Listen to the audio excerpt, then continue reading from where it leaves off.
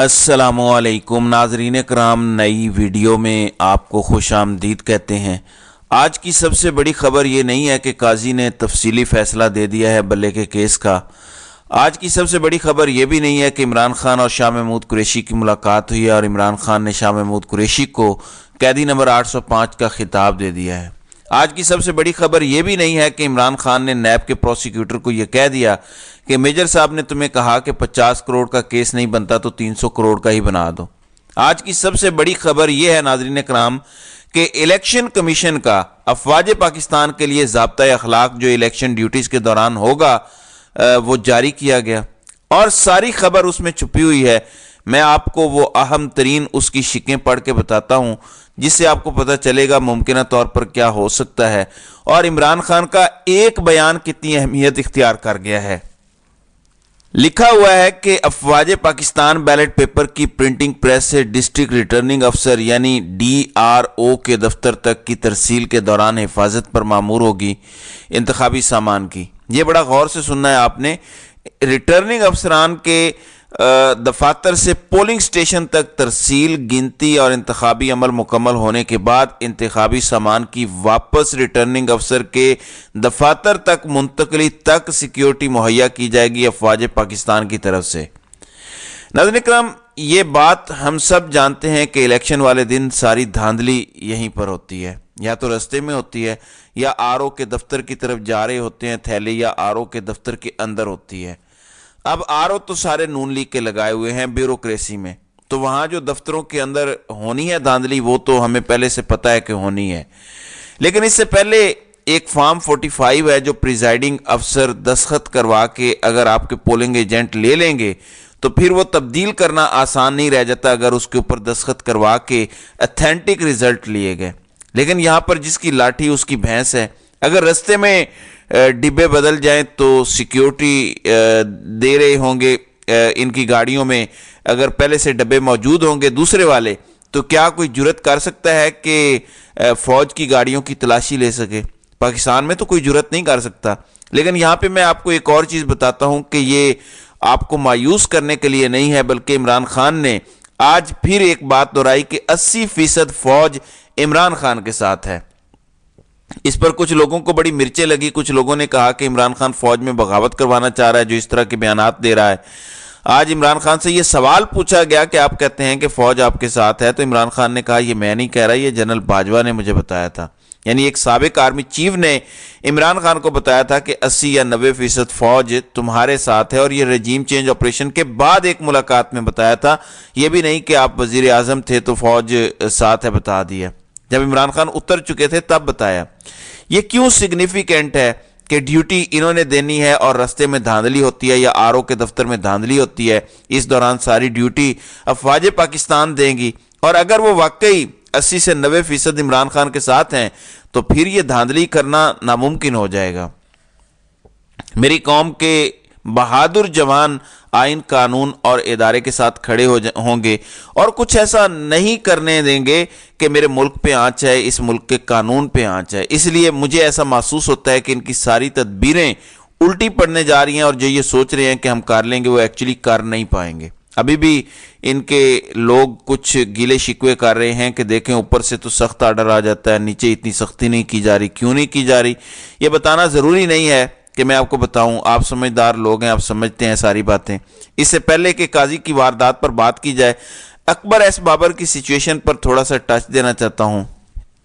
عمران خان کی 2014 کے دھرنے کے دوران اس وقت کے army chief general Raheel Sharif سے ملاقات ہوتی ہے۔ دھرنے کے دوران جنرل راحیل شریف یہ کہتے ہیں کہ آپ اپنا دھرنا ختم کر دیں۔ عمران خان وہ دھرنا ختم کرنے سے انکار کر دیتے ہیں۔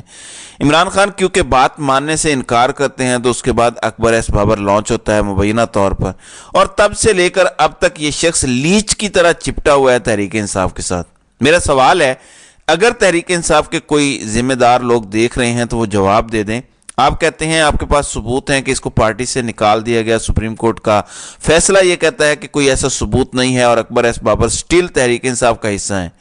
ہم یہ تھوڑی دیر کے لیے مان لیتے ہیں کہ سپریم کورٹ غلط کہہ رہی ہے اور آپ کے پاس ثبوت ہیں، لیکن الیکشن ایکٹ میں جو طریقہ کار لکھا ہوا ہے اس کو نکالنے کا، کیوں اس کو استعمال نہیں کر رہے؟ اس کو شو کاز نوٹس دیں، وہ آئے اس کو مسترد کریں، اور جو طریقہ کار ہے اس کے تحت اس کو پارٹی سے نکال دیں، الیکشن ایکٹ کو فالو کر کے اس کو نکال دیں۔ تو ان کا جو اگلا منصوبہ ہے تحریک انصاف ہائی جیک کروا کے پھر اکبر ایس بابر کو چیئرمین بنانے کا، اس کو پھر بلے کا نشان دیا جائے اور اس طرح عوام کو کنفیوز کیا جائے، تو تحریک انصاف اگر چاہے تو 8 فروری سے پہلے پہلے اپنے انٹرا پارٹی انتخابات بھی کروا سکتی ہے، کیونکہ الیکشن کمپین ہو جائے گی۔ امیدوار جن کو ٹکٹ مل چکے ہیں آلریڈی وہی عہدیدار بھی بن سکتے ہیں ان علاقوں کے، پینل پورے بنا لیں، بیچ میں اکبر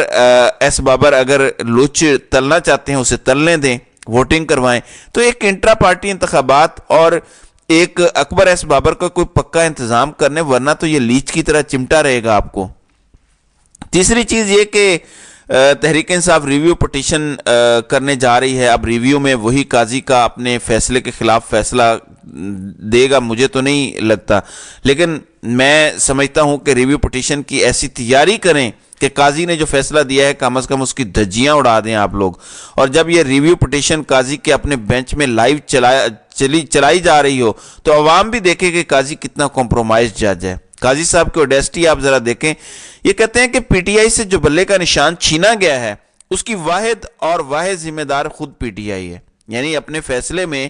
اپنے آپ کو بچانے کے لیے واحد دلیل یہ دی ہے کہ میں ذمہ دار نہیں ہوں، بلہ چھیننے کا پی ٹی آئی خود ذمہ دار ہے۔ کھسیانی بلی کھمبا نوچے والی بات ہے، لیکن تاریخ اس فیصلے پر اپنا فیصلہ صادر کرے گی، اور تاریخ میں قاضی صاحب پاکستان کے بدترین آمر کے طور پر یاد رکھے جائیں گے۔ ایک ایسا ڈکٹیٹر جس کو آئینی کور حاصل تھا، ایک ایسا ڈکٹیٹر جس کے فیصلوں کو نہ بعد میں اور نہ کوئی اور بدل سکتا ہے۔ یہ بدترین ڈکٹیٹرشپ ہے جو اس وقت پاکستان میں نافذ ہے قاضی کی صورت میں، اور یہ ابھی مزید کم از کم 9 سے 10 مہینے رہنی ہے، اکتوبر تک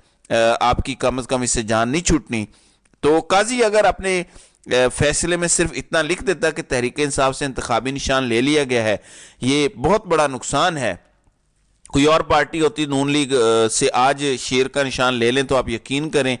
ایک بھی سیٹ جو ہے وہ شیر نہیں جیتے گا۔ پنجاب میں قاضی یہ لکھ دیتا اگر اپنے فیصلے میں کہ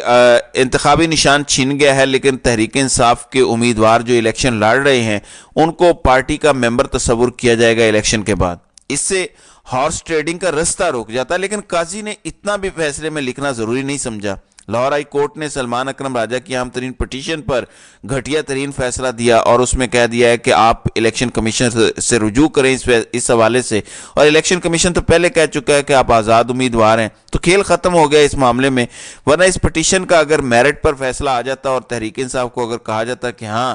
آپ کے پاس بے شک انتخابی نشان نہیں ہے، لیکن آئین آپ کو حق دیتا ہے کہ آپ کسی سیاسی جماعت کا حصہ ہوں اور آپ اس جماعت کا حصہ ہیں، آپ کا بنیادی حق ہم نہیں لے سکتے، لیکن ایسا نہیں کیا گیا۔ یہ میرے ملک کا نظام ہے اور اسی نظام کو بدلنے کی جنگ ہے، اور 8 فروری کو آپ نے بدلہ لینا ہے ارشد شریف کے قتل کا، ضلع شاہ کے قتل کا۔ 25 لوگوں کو تو 9 مئی کو قتل کیا گیا، اس کا آپ نے بدلہ لینا ہے۔ ماؤں بہنوں بیٹیوں کی عزتوں پر ہاتھ ڈالا گیا، اس کا بدلہ آپ نے لینا ہے۔ لوگوں کے گھر توڑے گئے، کاروبار توڑے گئے، چادر چار دیواری کا تقدس پامال کیا گیا،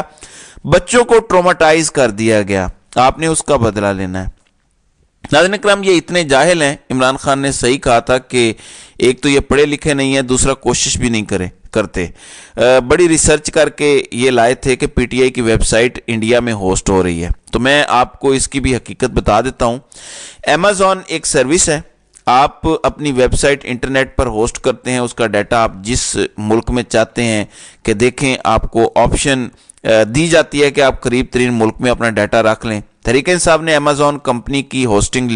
سروس لی یا ان کا کلاؤڈ فرنٹ استعمال کیا اپنی ہوسٹنگ سروس کے ساتھ، اور وہاں بھی اگر آپشن آیا کہ آپ کا ڈیٹا سینٹر کون سا ہونا چاہیے تو امریکہ کی آپشن ہوگی، یورپ کی ہوگی یا دیگر آپشن ہوگی، تو تحریک انصاف نے قریب ترین آپشن چوز کیا انڈیا کا، کیونکہ آپ کی ویب سائٹ جتنی قریب ہوتی ہے اپنے ملک کے اتنا تیز چلتی ہے، تو یہ اس کی وجہ ہے۔ یعنی ویب سائٹ امریکہ میں ہوسٹ ہو رہی ہے، انڈیا میں نہیں، لیکن اس کا ڈیٹا ایمیزون کے سرور کے متحد انڈیا میں پڑا ہوا ہے، اور یہ صرف ایک کلاؤڈ سروس ہے جو پوری دنیا میں ان کے ڈیٹا سینٹر پھیلے ہوئے ہیں۔ بدقسمتی یہ ہے کہ پاکستان کے حالات ایسے ہیں کہ یہاں پر ان کا کوئی ڈیٹا سینٹر نہیں ہے، اگر ہو تو یہیں پہ ویب سائٹ ہوسٹ ہونا تھی، یعنی ان کا کلاؤڈ ورژن بھی یہیں ہوسٹ ہونا تھا۔